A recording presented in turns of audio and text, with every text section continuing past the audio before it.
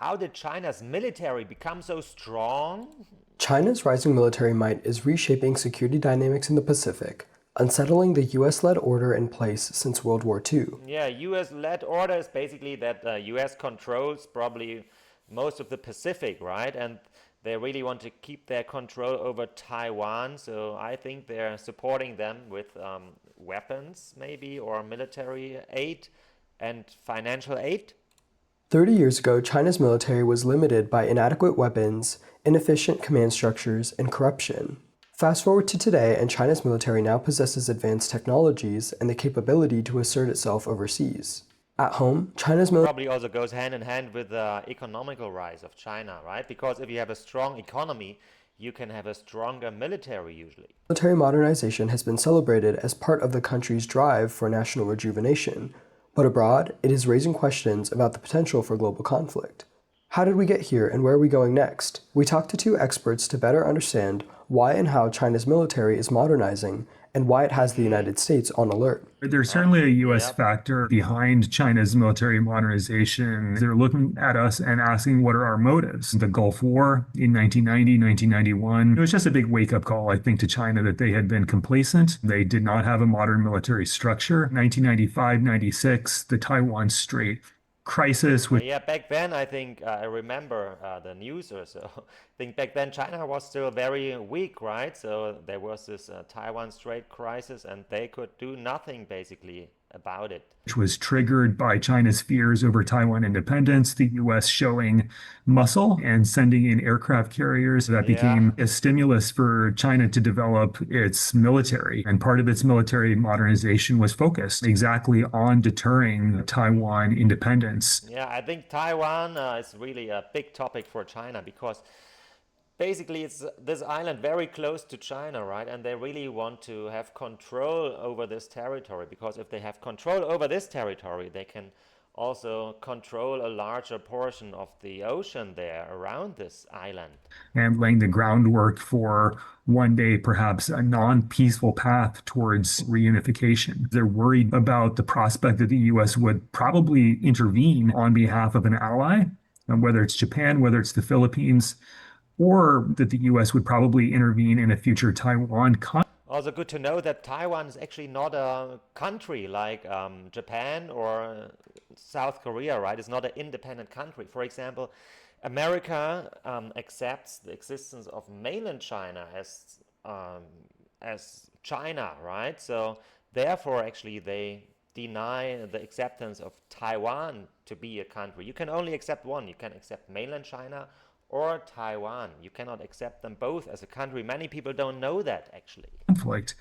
And so for the PLA, that meant that they now had to develop the military capabilities, systems, ideas, and training to not only go after a small regional opponent, but also potentially to either deter or defeat the flow of US forces into the region, which is a monumental and difficult task. There are folks who worry, I think, significantly about whether or not China will choose to go to war over Taiwan sometime this decade. There's a whole discourse around the year 2027. I think what Xi Jinping has instructed the PLA to do is to be maximally ready to use very high levels of coercion if they are called on by a deadline of 2027. So the date is significant. It's also the PLA's 100th Oh, anniversary, yeah, so it's sort right. of a logical milestone. And Yeah, and I guess nobody wants that, right? Nobody wants to have a military conflict. I also feel, I think that China doesn't want to have a military conflict with Taiwan, right? They rather would want to take them back in a peaceful way. they are making progress. If you look at the size, the scale of their exercises, if you look at some of the new capabilities they're bringing online, they're very serious about meeting sort of the boss's goal. And where they are today, I think if you dial back 25 or 30 Mm-hmm. years, probably would have shocked and amazed some observers at the time. In the Yep. 1990s, even early 2000s, when I started studying the Chinese Yeah. military, there wasn't much to study. I mean, people forget at this point in time, the main concern was that Taiwan was going to attack mainland China. Yeah, actually, for a long time, there still were these plans that Taiwan would attack the mainland and try to take back the mainland. Because in their mind, like for a long time, up to the 70s, right, they still felt that they were the representative for whole China, for the whole of China. So they had plans actually to take mainland China back for a long time. Not the other way around, because Taiwan's military was so much more advanced and capable. Why actually? Because, of course, the support of the US, I'm sure. Than the People's Liberation Army. The Yeah. Chinese have spent the past, 30 years investing in modernizing their military force beyond just a normal modern force, but as Xi Jinping says, to become a world-class military. So their spending has gone up about 740% Wow. in defense spending since then, and they've invested steep first graph. in modernizing all their equipment. So they didn't have any modern equipment before. Let's see. So, okay, here we have in 2023. Wow, 916 billion. Okay, and China is close to 300 billion. That's quite big, right? But if you compare it to the US and the NATO ally partners, wow, that's really still not that much actually. 0 to 4%. And now it's mostly modern. They build up huge numbers of equipment. And then Xi Jinping, when he came into power, he did this whole reorganization to try to make sure the military was ready to do joint operations. Okay. So during this period of time, the United States has come to realize, we get into like the 2010s, China at that point had specifically developed capabilities designed to attack US assets in Asia, what we call anti-access area denial, or preventing a U.S. military intervention in certain contingencies like Taiwan, or if they were to attack Japan over the Senkakus or the Philippines in the South China Sea. The United States has treaty alliances with the Philippines and Japan. So the first thing the United States They're both very important allies, right? For keeping control over the Pacific Ocean. did was really focus on how to have a more resilient force posture, because China's military capabilities, in particular the ballistic missiles and cruise missiles, they were specifically designed in terms of ranges and targeting to hit U.S. bases and U.S. platforms like aircraft carriers. So the United States had to reconfigure how it thought about deterrence and defense. Yeah, right. I also think it's an important point what she just mentioned. Before, we always thought if you have aircraft carriers, like the US has the most aircraft carriers, right, by far, we always thought that would be the key point. But what if there is an aircraft carrier and then, for example, China has a very modern missile system, they just hit the aircraft carriers, and then it's just gone, right? In a space where it could potentially be under attack, because the United States wasn't really used to its planes being at risk or its ships being at risk. So we started using this terms of a contested Really has environment, changed. which is basically to say, the United States used to be able to fly and sail wherever. And now we have, for the first time, a near peer competitor that right. could hurt those operations. So, some of China's military modernization has focused on addressing US presence in the Pacific. But what else is pushing the PLA to expand and evolve? You have other aspects of China's military modernization that are not so much about the United States, but about the broader range of challenges that they face around their periphery, and even beginning inside their periphery in China itself. And so you kind of have to ask the question, well, if your main purpose in life is preparing for a future war with Taiwan, then why do you need to maintain 1 million ground force personnel that are stationed in China that never leave China? And part of the answer to that is that there are continuing concerns over internal instability after 1989, domestic emergencies, natural disasters, and crises that go on. You just need a lot of boots on the ground to do that. But then, I mean, big global powers need a strong military, right? It has always been like this. So, of course, China is not an exception.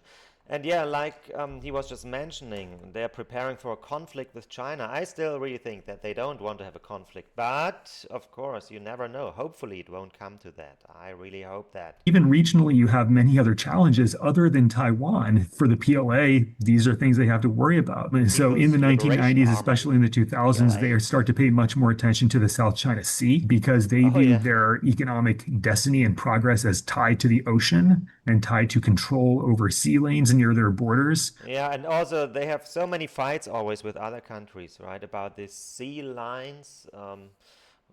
There are so many unresolved issues with Vietnam, the Philippines, but also these countries, they always have issues with each other. So it's not just China with them.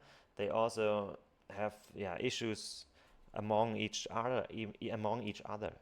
But they also have these expansionist territorial claims that have been on the books for many years, but now they have more capability and more interest in actively defending. And so they need not only high-end precision capabilities, but they just need a Okay. large navy.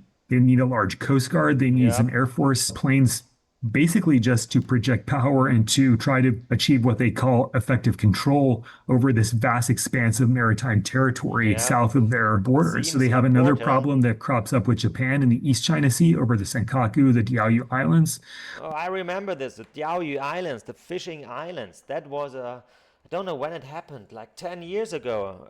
There was this big issue about these islands, and then people in China, they would just go on the streets and damage Japanese cars and Japanese shopping malls like Ito Yakado.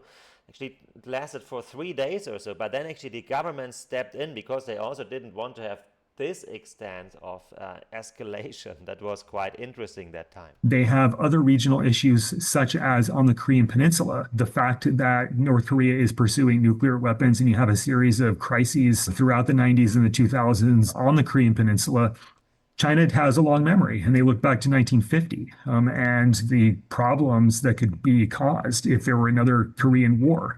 And so they have to train and ready forces for a potential Korean Peninsula contingency. Then you I think they are not scared of North Korea. I feel like they want to have kind of normal relations with North Korea because North Korea is kind of like a buffer country between China and the US, because the US still basically controls more or less South Korea, right? So they're their allies. South Korea is America's allies. So they want to keep basically North Korea there as a buffer country. have the southwest border, right, with India, which also becomes very Oh, contentious and yeah. very heated over this time. And that really has nothing to do with the United States whatsoever, but it can help to explain why they've needed to develop this very large standing army and maintain it. The point here is that they have many different contingencies and problems based on history, based on their unique strategic geography, but then also fueled by the Yeah, economic rise they of have many bordering countries, right? And India is a big one. There are many border conflicts.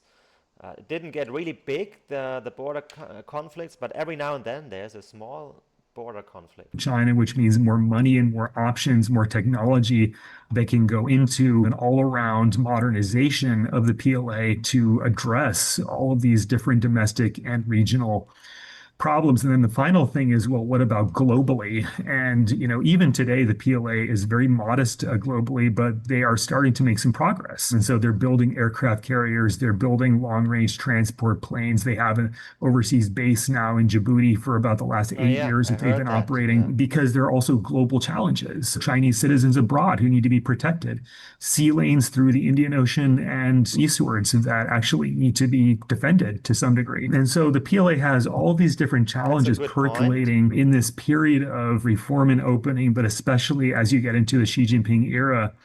Yeah, that's true. Under Xi Jinping, they have this One Belt, One Road initiative, which is basically they try to extend their trading network. And like he said, I guess that's also part of the purpose to have a bigger army to control this trading routes all over the world. That could be an important point. That I think can help to explain why they've chosen to invest so much in building what is certainly the largest, but also in many respects, one of the most capable forces on the planet. Clearly, China's military has become a force to be reckoned with. So, how is the US reacting to this change? So in 2009, 2010, this is the first time Chinese ships are able to sail to the South China Sea. At the end of the 2000s, it's the first time, mid 1990s, that Chinese airplanes can fly over water to even go near Taiwan. So all of a sudden, we see this increase in military presence on the part of the Chinese that are engaging in what we call sort of aggressive or unprofessional maneuvers.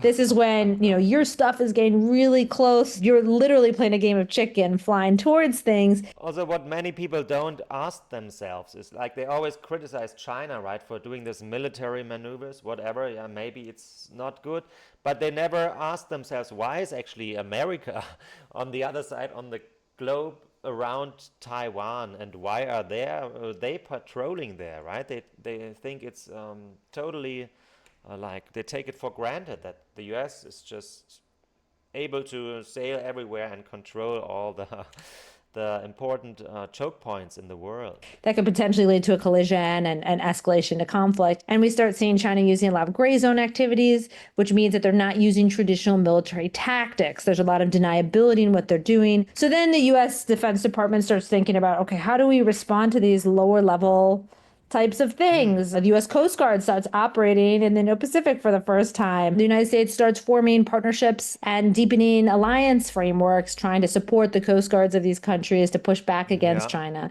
And then lastly, what Okay. we see is the escalating rhetoric and behavior activities around Taiwan and capabilities designed specifically to take Taiwan by force. And so this is the last stage in which now the United States is very focused on enhancing its military force posture close to China to be able to respond to a Taiwan contingency in a timely manner. And then, of course, building deeper alliances. I remember last year I went to Taiwan and I visited an American friend and he's studying Chinese there. And he said in the past years there are more and more Americans who go to the university there and they have this kind of military family background. So I wonder if they already prepare, I'm sure they prepare themselves, right, to really defend Taiwan or support Taiwan.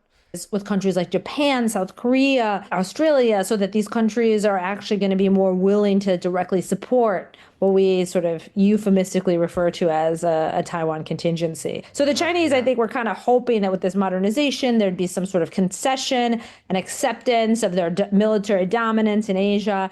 The U.S. military, No. given the enhanced risks, will pull back. Allies and partners, given that they're under threat, would instead sort of lean closer to Beijing. But that is not so far how the U.S. government has reacted to these changes. And it seems like, at least for now, the United States is very dead set on maintaining its position. Yeah, I mean, it's also quite clear, right? The US, they want to keep their control over this territory.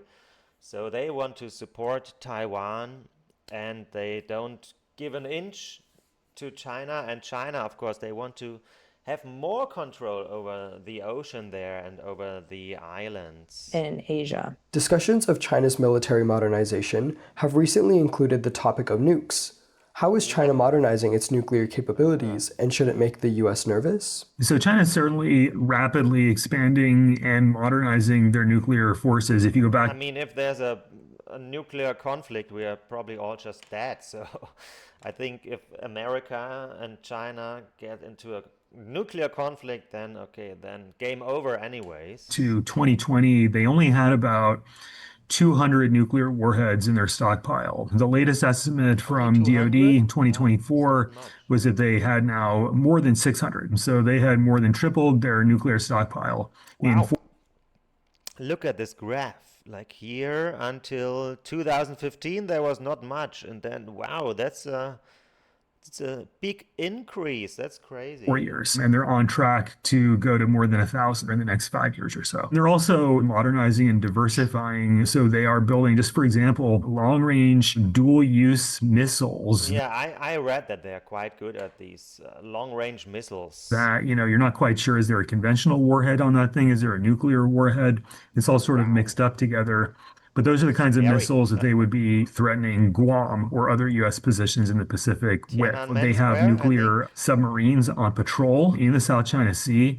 They also have nuclear capable bombers, and they're interested in further developing their nuclear. And so there's a debate going on right now about what's triggering all this. And there is one side of the debate that says that they're mainly reacting to the United States. They're saying that they are more concerned about U.S. Sounds intentions, but more plausible. specifically, they're concerned about the modernization of U.S. forces. And they think that that requires them to modernize and upgrade their own nuclear arsenal of just to course, maintain huh? deterrence. But there are other perspectives as well. They're not just simply trying to make it difficult for the US to use nuclear coercion against them, but they're actually trying to build a large, intimidating machine that could potentially deter or dissuade the United States. Just simply casting that nuclear shadow, that itself could be sufficient to keep the US out of the fight. There has Yeah, I think that has proven to be right for many countries, right? If you get a nuke, then the US will leave you alone, like North Korea, for example. They got their nukes. Don't know how good they are, but they have them. And yeah, it kind of threatens countries to just march in and destroy them. There's been this inherent belief in the United States that deterrence is like linear based on number of nuclear weapons. Like you have more deterrence because you have more nuclear weapons. Sounds logical, right?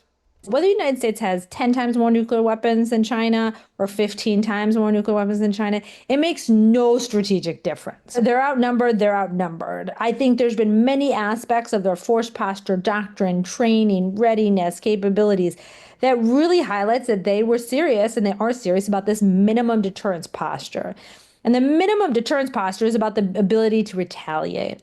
So their view is the United States does not have the resolve to absorb a nuclear attack, period. Like whether it's 2 nuclear weapons or 20, like 2 is too much, especially in the conflicts we're talking about. Is the United States really going to accept like a nuclear detonation in Los Angeles to protect uninhabited islands in the South China Sea? Like, no one believes it. So it's like, if China just can threaten that, that's enough. If China, for whatever reason, wanted to complicate U.S. planning, they don't need more nuclear weapons. They just need to say that they will use nuclear weapons if the United States intervenes in a conflict. Yeah, I remember when the Russia Ukraine war broke out, right? Then also Putin, he said in the beginning, okay, he said to the European countries, if you do something, we will just launch our nuclear weapons or something like this. He said something in this ballpark.